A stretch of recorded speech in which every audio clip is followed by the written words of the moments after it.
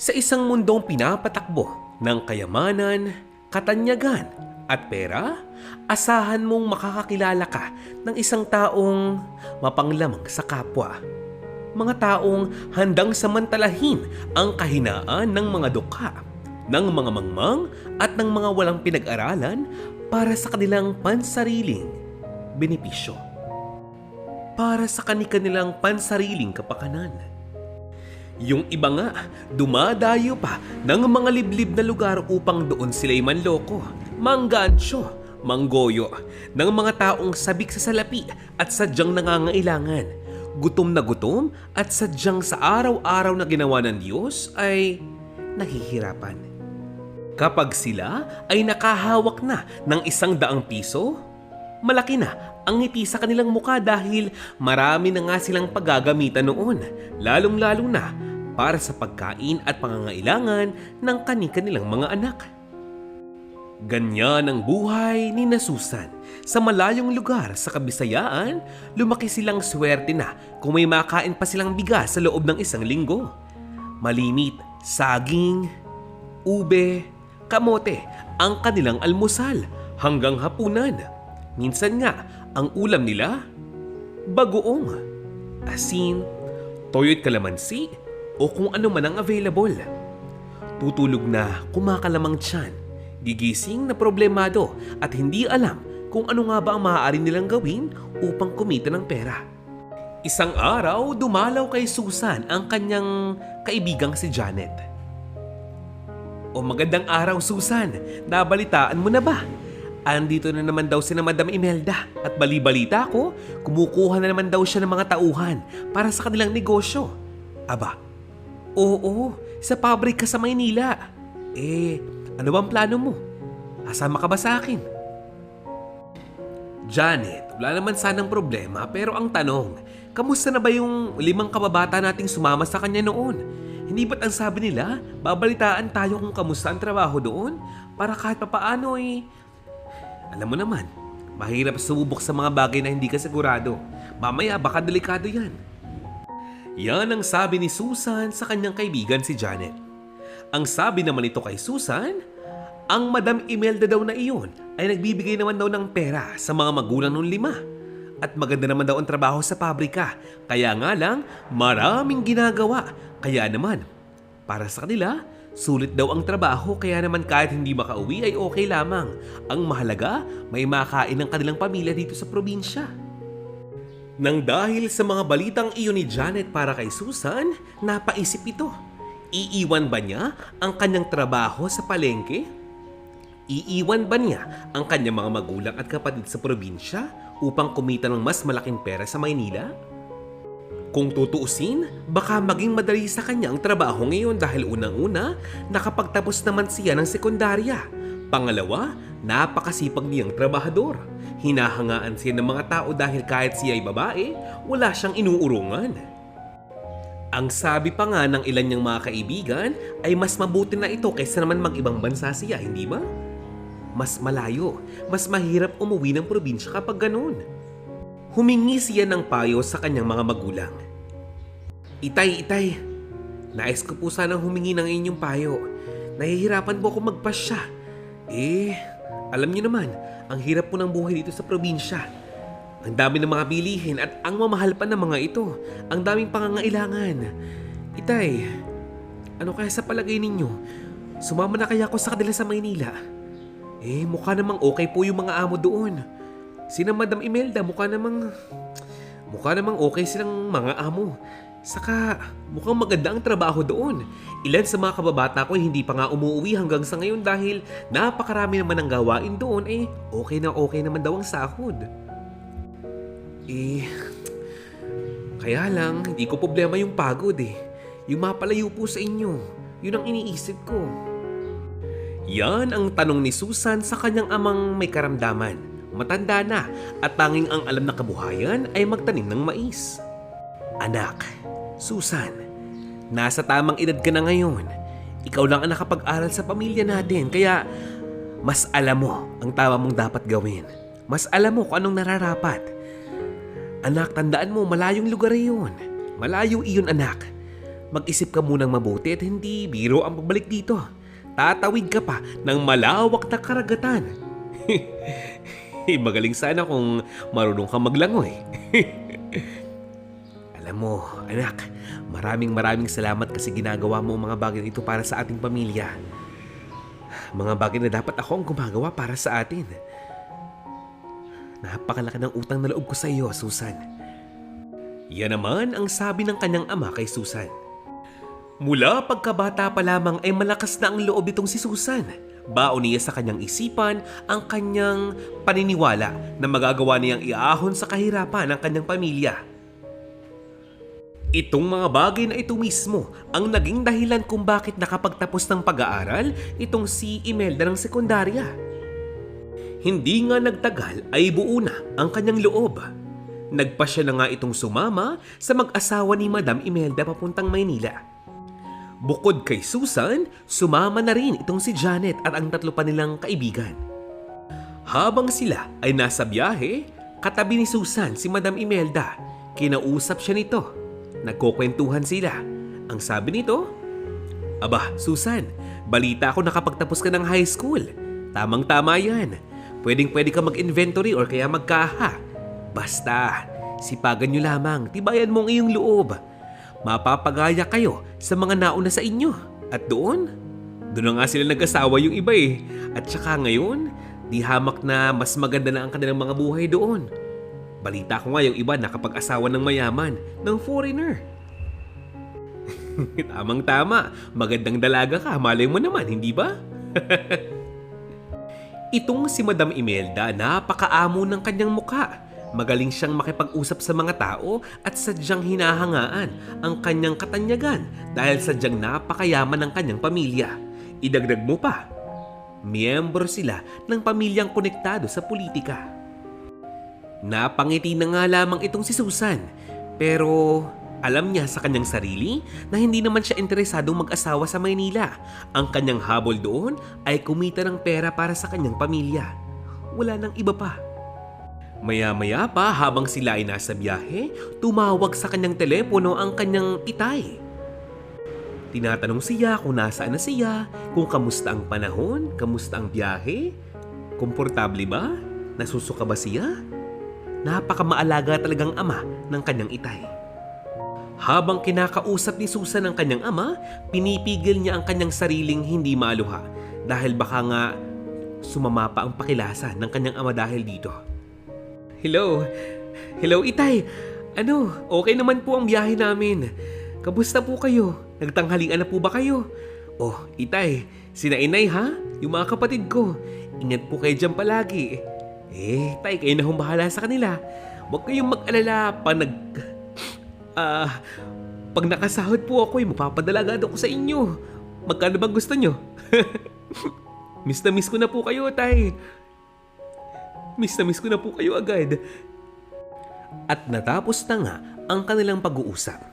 Habang sila ay nasa biyahe, medyo nahihilo na nga siya. Tinanong niya ang kanyang Madam Imelda kung malayo ba talaga ang Maynila sa lugar na iyon. Palibhasa ito ang kauna-unahang pagkakataong nakasakay ng barko, itong si Susan papuntang Maynila. Kaya naman hindi niya alam kung ano nga bang mangyayari habang siya nasa biyahe. Ang sabi ni Madam Imelda ay medyo malayo pa raw ang biyahe. Habang siya ay sabik ng makapagtrabaho, ang kanyang mga magulang naman, habang siya ay nasa biyahe, ay kakaba-kaba dahil ito nga ang unang pagkakataong sila ay magkakawalay-walay. At dahil nga medyo nahihilo itong si Susan, agad siyang nilapitan ni Janet at tinabihan. Nagkwentuhan sila at tiningnan ang napakagandang karagatan. Napakaganda pati ng panahon ng araw na iyon. Ang sikat ng araw at may nakita pa nga silang bahaghari. Napakaraming isda sa karagatan. Aliw na aliw ang dalawa.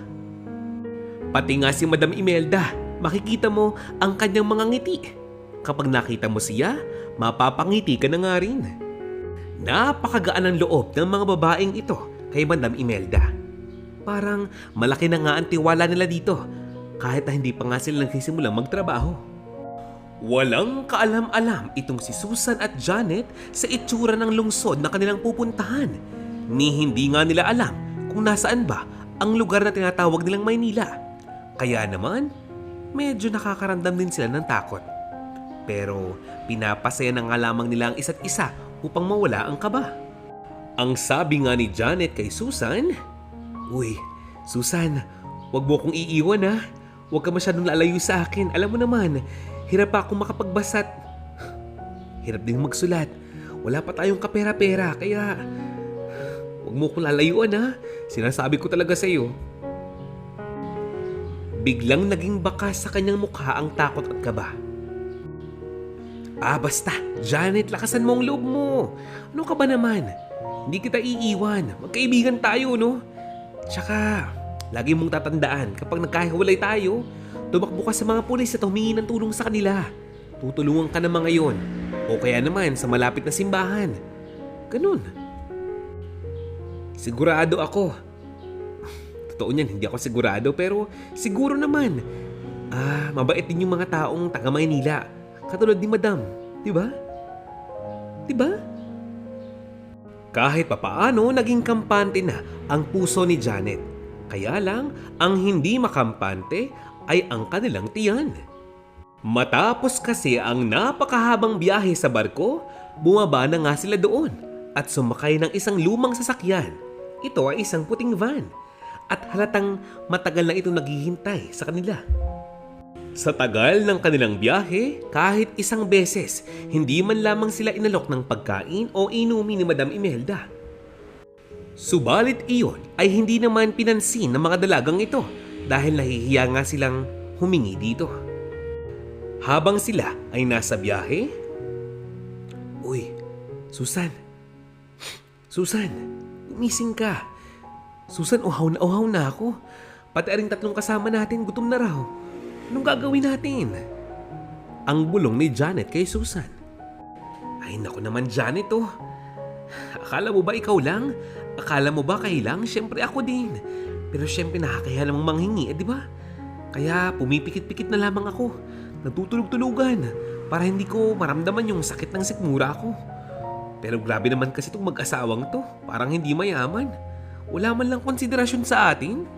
Saka ang haba-haba na nga ng biyahe. Akala ko ba sa Pantalan lamang ang Maynila?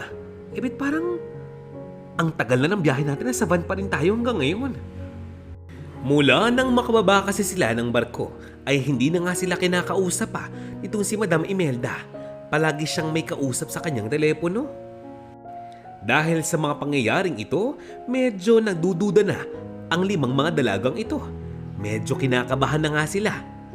Pero ang problema, alam nga nilang wala na nga silang magagawa pa. Ang mga cellphone nila, halos lahat lobat na. At sa haba ng kanilang biyahe, hindi nila alam kung nasaan na sila. Maya-maya pa ay hindi na nga nakapagpigil pa itong si Susan. Naglakas loob na nga siyang magtanong. Madam, pasensya na po pero gabi na po Nasaan na po ba tayo? Ang sabi niyo po nasa may Pantalan lamang ang Maynila. Parang napakahaba na po ng ating biyahe, Madam. Naliligaw po ba tayo, Madam? Yan ang sabi ni Susan. Tanong siya ng tanong pero kahit isa, walang sinagot si Madam Imelda. Hanggang maglakas loob na rin si Janet. Ang sabi niya, Madam! Uy, Madam! Madam Imelda! Ano ba yun? Dunog ba yun? Madam! Nasaan na po ba tayo? Halos 6 na oras po tayo bumabiyahe. Gutom na po kami. Uhaw na. Akala ko po ba malapit lang ang Maynila sa daungan ng barko? Madam! Ano ba? Napakaingay niyo Alam niyo may kausap ako sa telepono, hindi ba? Ano? Dahil wala kayong pinag-aralan? Wala kayong karespe-respeto sa mga taong kasama ninyo? Ang ingay-ingay ninyo? Bulungan kayo ng bulungan? Napakarami niyo ng tanong. Magtigil nga kayo. Tadyakan ko yung palabas Hello? Oo. Malapit na kami. Oo, sige. Tawagan na lang kita mamaya. Bye. Yan ang sabi ni Madam Imelda. Dahil sa pangyayaring ito, nagulat ang mga dalaga sa loob ng van. Hindi nila inaakala ang pakikitungong ito ni Madam Imelda sa kanila. Anong nangyari? Dahil dyan, nag-iyakan na nga yung tatlong dalagang kasama ni Susan at Janet. Biglang sumigaw sa loob ng van ang isang lalaki. Ito ang asawa ni Madam Imelda. Nasa harapan ito ng van katabi ng driver. Mga peste! Napakaingay ninyo! Tatahiin ko mga bunganga ninyo eh! Yan ang sigaw ng asawa ni Madam Imelda. Napaiyak na nga lamang ang mga dalagang ito sa loob ng van. Pero si Susan, nananatiling matapang. Palaban ang loob, palaban ang isipan. Subalit, napakabilis ng tibok ng kanyang puso. Hindi niya malaman kung ano ang kanyang gagawin. Habang pinapatahan niya ang kanyang mga kasama, maya-maya pa, pumasok na nga ang kanilang sasakyan sa isang malaking lote. Napapalibutan ito ng napakataas na pader. At sa natanaw ni Susan, ang malaking bodegang iyon, may katabing isang napakagandang bahay sa tabi. Palibhasa, nanggaling sa mahirap na pamilya itong si Susan, para sa kanya, isang magandang tahanan na ang isang simentadong bahay. Maya-maya pa, bumaba na nga ng van itong si Madam Imelda. Binuksan niya ang malaking pintuan ng van at pinapababa ang mga dalaga. Ano ba naman? Ang babagan nyo naman pala eh. Bumaba na kayo, anong oras na oh? Ang aarte naman kasi. Bilis na! Kupad eh.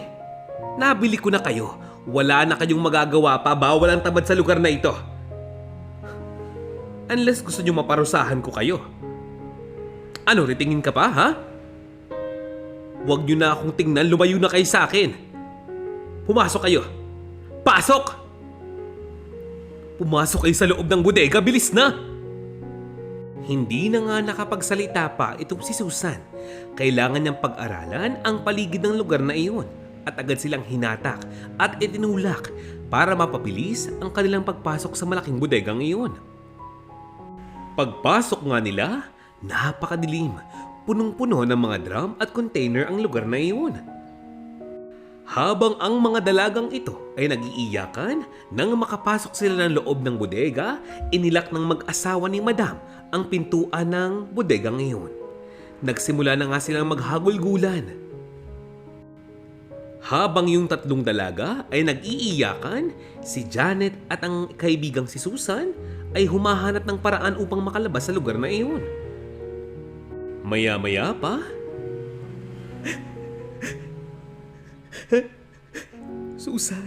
Susan, natakot ako, Susan. Napakalawak ng lugar na ito. Sementado ang bawat paligid. Napakalabo pa ng ilaw, wala akong masyadong makita. Ano ba yun? Drum ba yun?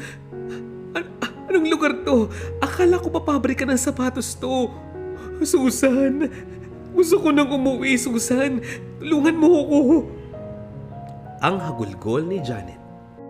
Hinawakan ni Susan ang mga kamay ni Janet. Maya-maya pa, nakarinig sila ng mga mahihinang boses sa dulong sulok ng bodegang iyon. Sinubukang lapitan ni Susan at Janet ang mahinang boses na iyon. At dahil nga medyo madilim talaga sa lugar na iyon, nahirapan sina Susan na mahanap kung nasaan nanggagaling ang maliliit na boses na kanilang naririnig. At sa dulo nga ng bodegang iyon, sa parteng sulok nito, may nakalatag ng malaking foam. Lumang-luma na iyon at mukhang napakabaho na. Nakahiga pala sa mga foam na iyon ay mga babaeng namamayat na talaga sa gutom.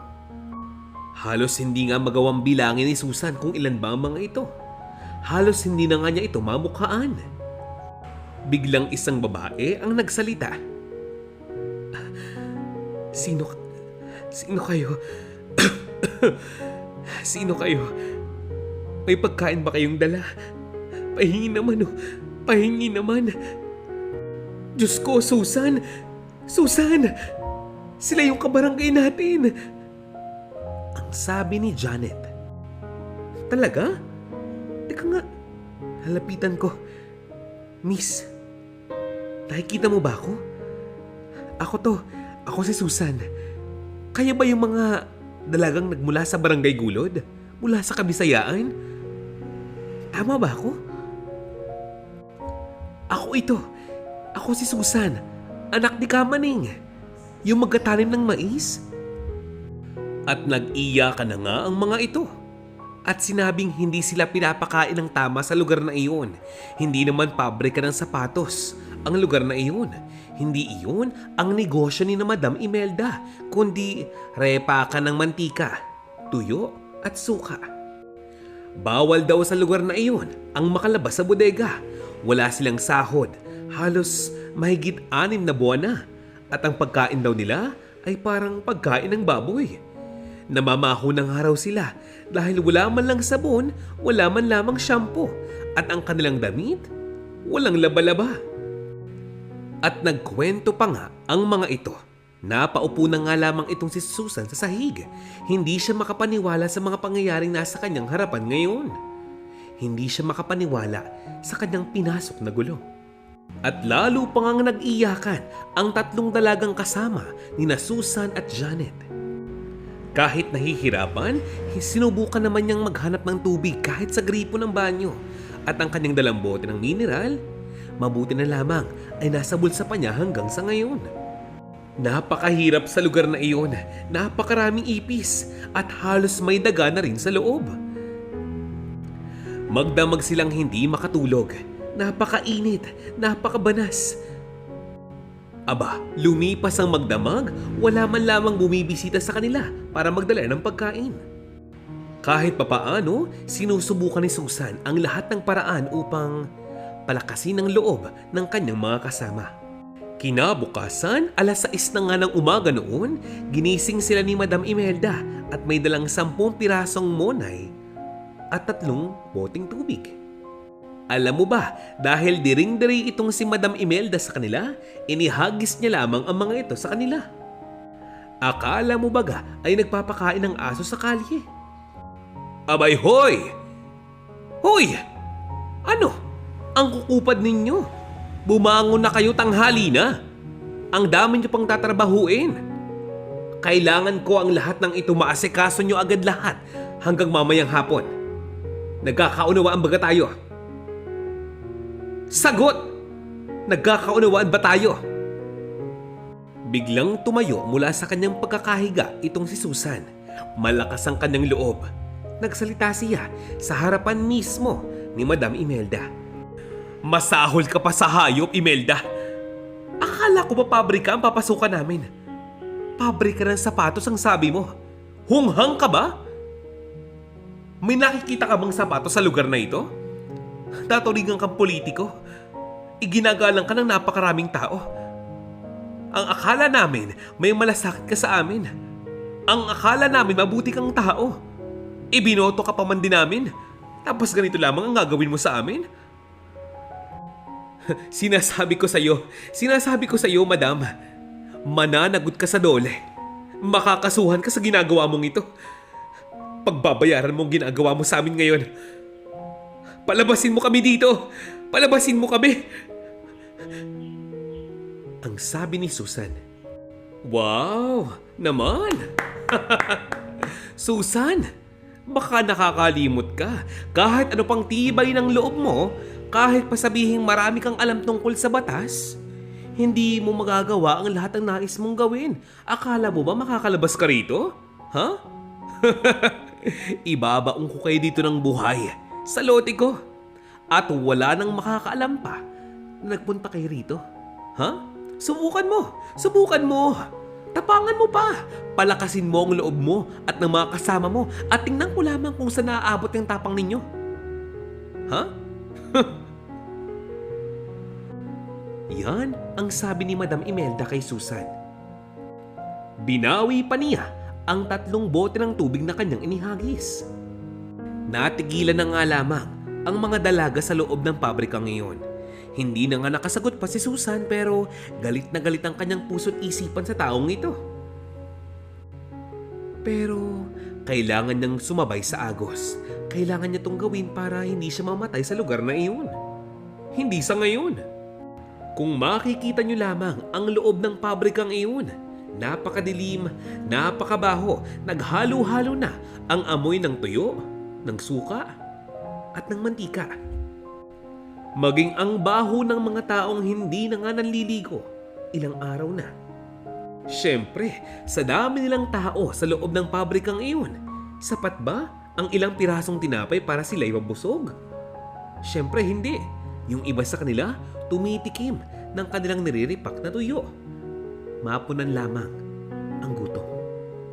Ang ilang parte ng pabrikang iyon, napakadulas dahil sa mga napatapong mantika noon.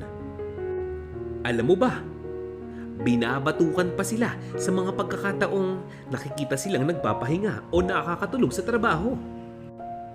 Hindi ni Ma'am Imelda, pero ng kanyang mga tauhan. Sa dami ng kailangang gawin sa maghapon, isang beses lamang silang pwedeng kumain. Swerte na nga lamang kung hahagisan sila ng tinapay at tubig. Pero mas madalas, kapirasong kanin, kalahating tasang munggo ang kanilang ulam. Araw-araw. Pero yung mga baguhang kasama nitong si Susan, halos hindi magawang kainin ang pagkain iyon. Paano ba naman? Amoy sako na nga ang mga ito at parang hindi pa maayos ang pagkakaluto. Aba, akalain mo, ang pagkain nila sa araw na iyon ay kanin at munggo na may kaunting sabaw. Bakit magkakaroon ng buto ng manok? Kaya naman ang mga taong ito ni hindi ito magawang isubo. Kaya naman si Susan nagbabalak na tumakas na nga sa lugar na iyon sa lalong madaling panahon. Sa paglipas pa nga ng mga araw ay napag-aralan na nga ni Susan ang bawat kilos at galaw, ang bawat oras na dumarating si Madam. At alam na nga niya ang oras ng paggising maging sa pagtulog nito. Mula sa mga usap-usapan ng mga tauhan ni Madam. Isang gabi, alas 8 na nga ng gabi noon, dumating si Madam galing sa labas. Mukhang galing siya sa shopping. Naisipan niyang bisitahin ang kanyang mga alipin sa loob ng bodega. Alam mo ba, habang nagpapakapagod sina Susan sa loob ng pabrika, nandun lamang siya sa harapan. Iniinggit ang mga ito habang kumakain siya ng masasarap na pagkain. Aliw na aliw siya sa kanyang ginagawa, lalo na kapag nakikita niyang napapaiyak na nga niya ang kanyang mga alipin. Minsan nga, hinagisan pa niya ito ng isang hita ng manok at nag-aagawan ng mga ito na parang aso. Napapahalakhak naman itong si Madam Imelda. Habang nangyayari ito, bigla siyang nabilaukan kaya agad siyang lumabas ng pabrika. Naiwan naman niya ang kanyang telepono. At itong si Susan, ginamit ang tsansang iyon. Kinuha niya ang telepono at ipinatong sa mas malayong lugar. Hindi niya ito kinuha, hindi niya ito tinago dahil alam niyang babalik agad si Madam galing sa labas. Alam mo ba, naisipan ni Susan na isuot sa kanyang katawan ang isang lumang trash bag na kulay itim. At dahil nga madilim ang lugar na iyon at nababalot ng mabahong amoy at mga basura, hindi mo mahahalata na siya ito. Sumilip siya sa pintuan na bukas na naiwan naman ni Madam. Nakita niyang walang tao sa paligid at si Madam mukhang medyo malayo. Agad siyang tumalon ng napakataas, nagpagulong-gulong palabas. Wala siyang pakialam kahit napakabaho na nga niya. Hindi niya nga iniinda ang sakit sa katawan. Parang ang kanyang goal ay makalapit sa basurahan. Napakabilis man ng mga pangyayari. Walang nakakita ng lahat ng ngayon, kundi si Janet. Subalit dahil matalik siyang kaibigan nitong si Susan, malaki ang kanyang tiwala dito na ito'y babalik upang sila'y tulungan. Sa wakas, nakasalisi na nga itong si Susan. Nang makita nga niyang itong si Madam, nakuha na ang teleponong kanyang inilayo at papasok na nga ito ng kanyang bahay. Ginamit niya ang pagkakataong ito upang makatakbo. Nang makita niya ang medyo mataas na pader, sinubukan niyang akyatin ito. Tumuntong siya sa mga drum ng mantika na nakatambak lamang sa tabi ng basurahan. Hindi niya inaasahan na ang pinakatuktok pala ng pader na iyon ay may mga basag na bubog. Tiniis niya. Tiniis niya ang lahat ng iyon. Kailangan niyang makalayo sa lugar na iyon. Ipinangtuon niya ang mga lumang tsinelas nila ni Janet sa kanyang braso at paa upang hindi siya gaanong masugatan ng mga bubog na ito. Kahit pasabihing napakasakit na nga ng kanyang katawan, kahit pasabihing naliliyo na nga siya sa gutom at sa sobrang pagod, hindi na nga niya sasayangin pa ang kaunting segundong ito. Kahit na mataas ang pader, tumalon siya. Mabuti na lamang at ang kanyang pinatakan ay mga damo at hindi ganong kasakit ang kanyang pagbagsak. Hindi pa napatama ang kanyang ulo. Aray.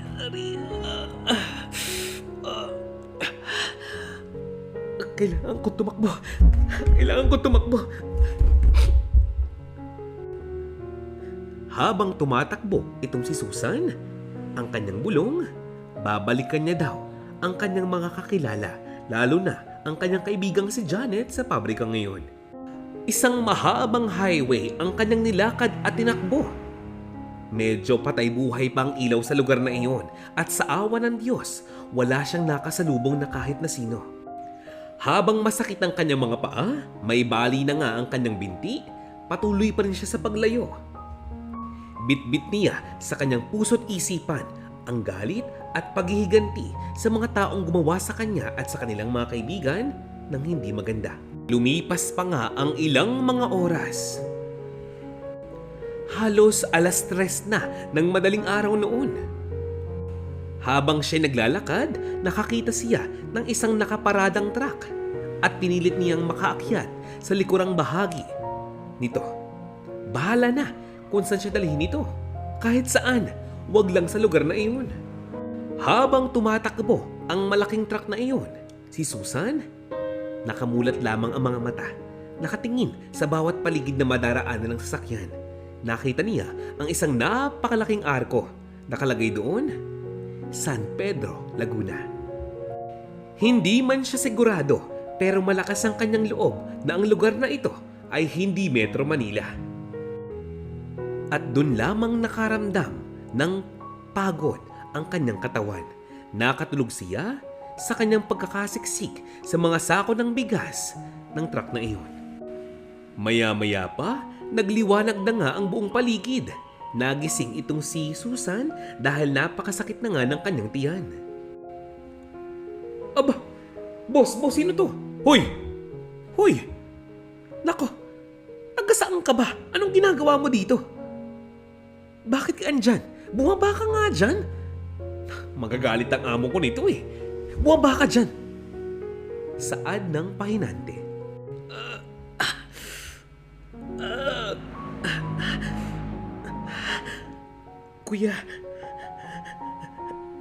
Kuya, nasaan na ba tayo?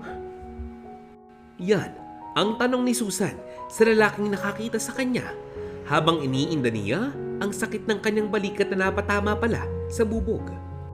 Abay iha, alabang ilalim na ito. Naku naman, bumaba ka na dyan sa truck ko. Umalis ka na dyan. Taga saan ka baga? Mukhang hindi ka taga dito ah. At mukhang gutom na gutom ka na. Napakarami pa ng dugong iniwan mo sa... Umalis ka na nga dito. Tanggapin mo ito. 100 piso. Umalis ka na dito. Alis. Bumili ka ng pagkain kung gusto mo, basta lumayo ka rito. Naku, dagdag trabaho pa to sa akin eh.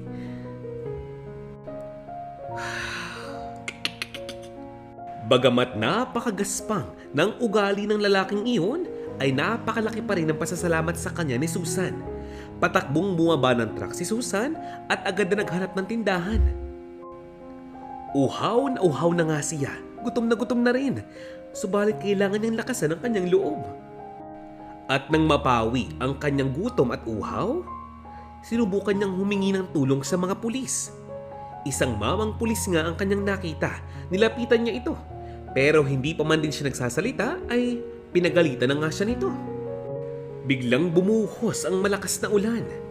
At habang siya ay naglalakad palayo, may nakakita sa kanya isang nursing student. Ang pangalan niya ay Lux. Ang dalagang ito, tinulungan pa si Susan. Sinubukan niyang tulungan ang kawawang babaeng si Susan.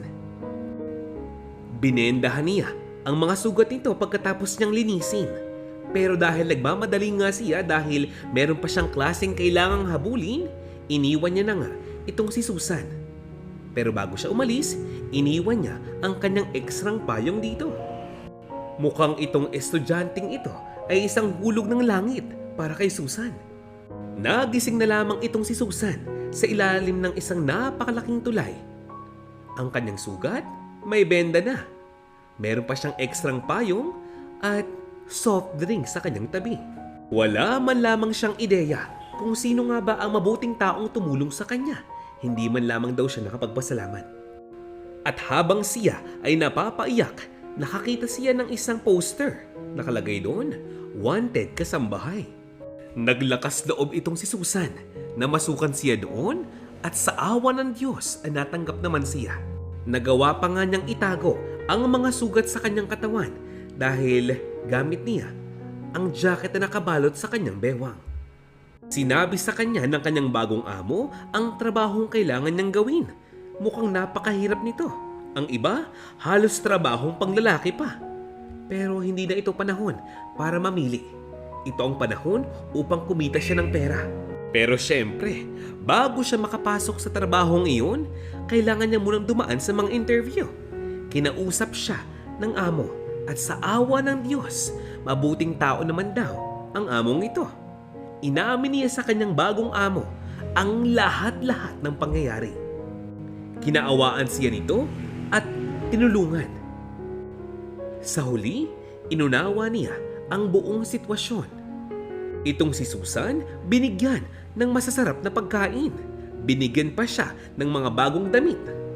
At nang makapasok na nga siya sa kanyang maliit na kwarto sa bahay ng kanyang amo, napatingala siya sa kisame at nakita niya ang napakaliwanag na ilaw. At bumalik sa kanyang alaala ang kanyang mga kaibigang iniwan niya sa pabrika. Buo na ang loob nitong si Susan. Babalikan niya ang kanyang mga kaibigan at ililigtas sa kalbaryong iyon. Unti-unting naghilom ang mga sugat sa katawan nitong si Susan. Araw-araw, linggo-linggo, ipinapakita niya sa kanyang amo na masipag siya at kaya niyang gawin ang kahit na anong gawain. Huwag lamang siyang tatanggalin ito. Hanggang sa lumipas na nga ang ilang mga buwan, nakaipon na siya ng sapat na pera at kahit papaano, ang mahalaga, nakakakain na nga siya ng tama. Miss na nga raw niya ang kanyang pamilya pero ayaw niyang madamay sa gulo ang mga ito kaya hindi siya tumatawag dito. Hanggang sa masanay na nga sa kanyang bagong buhay itong si Susan sa lungsod ng Muntinlupa. Unti-unti, nalaman na nga niya ang pasikot-sikot sa lugar na iyon. Kung nasaan ang supermarket, kung nasaan ang mga mall, nasaan ang mga bus station. Kung paano magtungo sa pinakamalapit na pantalan o sa airport man lamang. Kung tutuusin, maayos na ang buhay nitong si Susan pero paano na ang kanyang mga kaibigan? Paano si Janet? Sa puntong ito, hindi pa rin niya alam ang kanyang gagawin.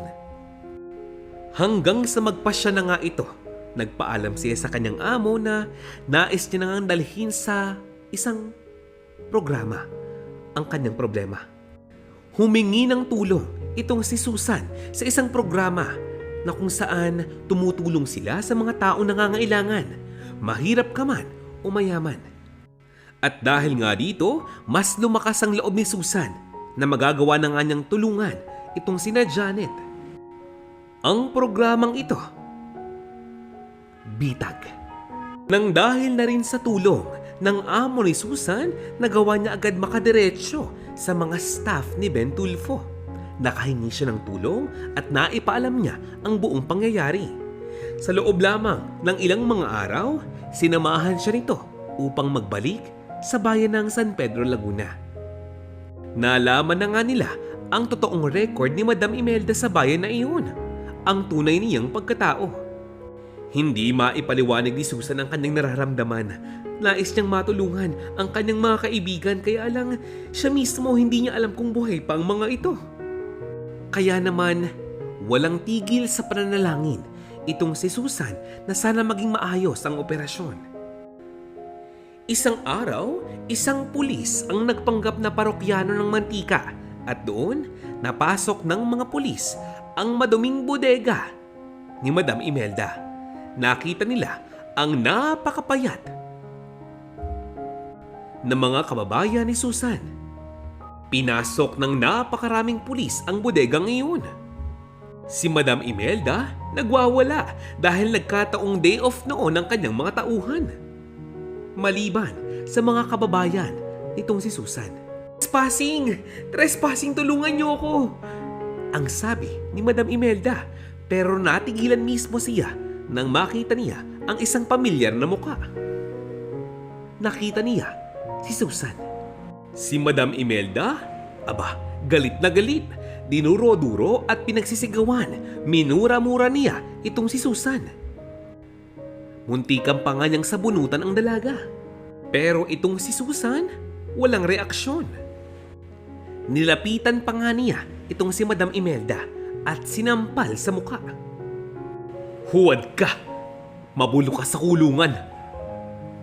Ang sabi ni Susan. Tumakbong patungo ng bodega itong si Susan upang hanapin ang kanyang kaibigan. Susan, akala ko hindi mo na kami babalikan. Marami nang nangyari. Pero maraming salamat. Ang sabi ni Janet sabay yakap sa kanyang kaibigan. Awang-awa itong si Susan kay Janet dahil halos hindi na nga niya ito mamukhaan. Napakapayat na nga nito at napakalaki pa ng kanyang eye bags. Namamayat na nga ito. Napakahaba pa ng kanyang buhok. Napakabaho, napakadumi. At ang mas lalong nagpaluha sa kanya ay napakaraming pasa nito sa kanyang katawan. Tumahan ka na. Kaibigan ko, tumahan ka na. Andito na ako. Tutulungan ko kayo. Tutulungan kita. Uuwi na tayo, ha? Lakasan mo ang loob mo.